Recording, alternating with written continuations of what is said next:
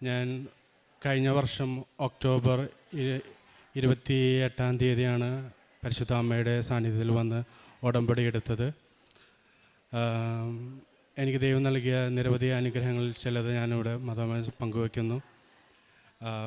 Last ഡിസംബറിൽ എനിക്കൊരു car accident ഉണ്ടായിരുന്നു. എൻ്റെ കാറ് ഐസിൽ കയറി സ്കിഡായിട്ട് ഞാനൊരു 4 തവണ കാറിൽ തന്നെ റോൾ ചെയ്ത്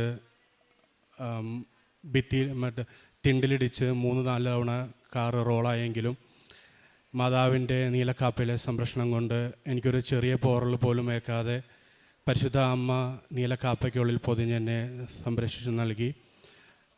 കാറ് മൊത്തം ഗ്ലാസ് അടക്കം എല്ലാം ഡാമേജ് ആയെങ്കിലും അത്ഭുതകരമായി ഞാൻ കാറിൽ നിന്ന് സ്വയമേ പുറത്തു വരുവാനും അവിടേക്കൊരു ആക്സിഡൻറ്റ് വന്നു കഴിഞ്ഞാൽ ഒരാൾ പോലും സഹായിക്കില്ല.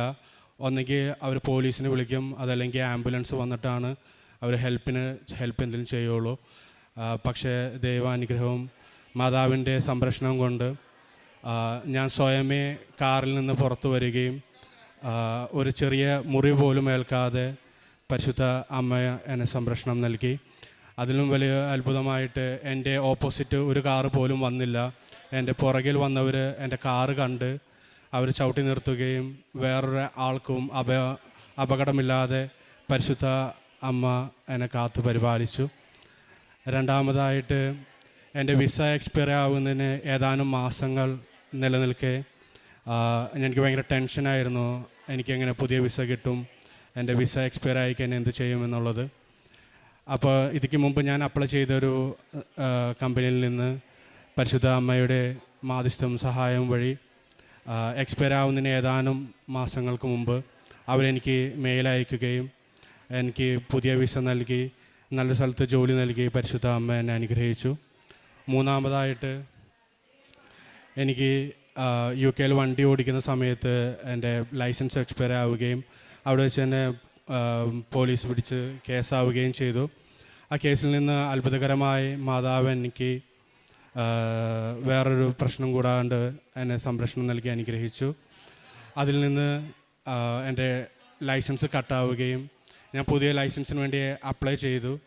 പക്ഷേ ഓരോ തവണയും ഞാൻ പരീക്ഷ എഴുതുമ്പോഴും 1-2 മാർക്കിന് ഞാൻ ഫെയിലായിക്കൊണ്ടിരുന്നു. ഓരോ തവണയും ഫെയിലാവുമ്പോൾ എനിക്ക് പുതിയതായി എക്സാമിന് ഡേറ്റ് എടുക്കുവാനും എനിക്ക് സാമ്പത്തികമായോ അല്ലെങ്കിൽ മാനസികമായ ഒരു പ്രശ്നം നേരിടേണ്ടി വന്നില്ല. ഓരോ തവണയും പെട്ടെന്ന് എനിക്ക് ഡേറ്റ് കിട്ടും, പക്ഷേ വീണ്ടും ഞാൻ പരീക്ഷയിൽ തോക്കും. 2-3 മാർക്കിന് വീണ്ടും ഫെയിലായിക്കൊണ്ടിരുന്നു. പക്ഷേ അത്ഭുതകരമായി അല്ലെങ്കിൽ മാതാവിൻ്റെ കാശിരൂപം പിടിച്ചുകൊണ്ട് ഞാൻ പരീക്ഷ എഴുതുമ്പോഴും ഞാൻ തോറ്റിട്ടുണ്ട്. പക്ഷേ എനിക്ക് വീണ്ടും പരീക്ഷ എഴുതുമ്പോഴും മാതാവ് തരും എന്നുള്ള ഉറച്ച വിശ്വാസം എൻ്റെ ഉള്ളിലുണ്ടായിരുന്നു. ഞാൻ പരീക്ഷയ്ക്ക് പോകുന്ന മുമ്പ് കാശിരൂപവും ഉപ്പും പരീക്ഷ ഹാളിൽ അവിടെ ഇടും.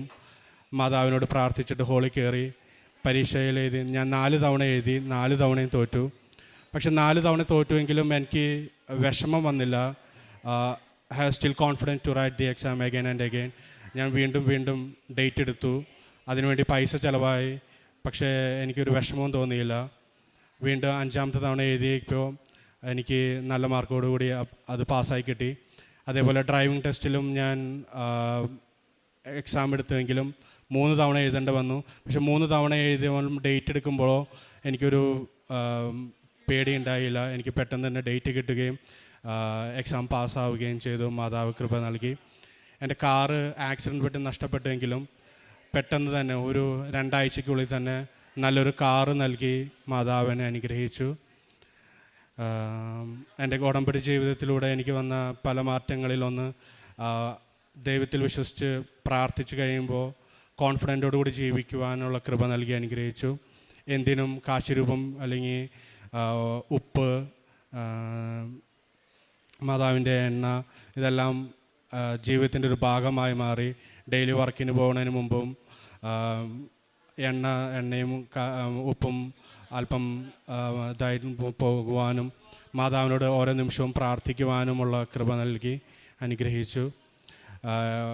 എൻ്റെ കൂടെ വർക്ക് ചെയ്യുന്നവരുടെ അടുത്ത് മാതാവിനെക്കുറിച്ച് സംസാരിക്കുവാനും അവരോട് കൂടുതൽ മാതാവിനെ വെളിപ്പെടുത്തി കൊടുക്കുവാനുള്ള അനുഗ്രഹം മാതാവ് നൽകി അനുഗ്രഹിച്ചു. എൻ്റെ ജീവിതത്തിലേക്ക് ചേരുന്ന എല്ലാ കൃപയ്ക്കും അനുഗ്രഹത്തിനും മാതാവിന് 1000 നന്ദി പറയുന്നു. 1 ദിനവൃത്താന്തത്തിൻ്റെ പുസ്തകം 17:19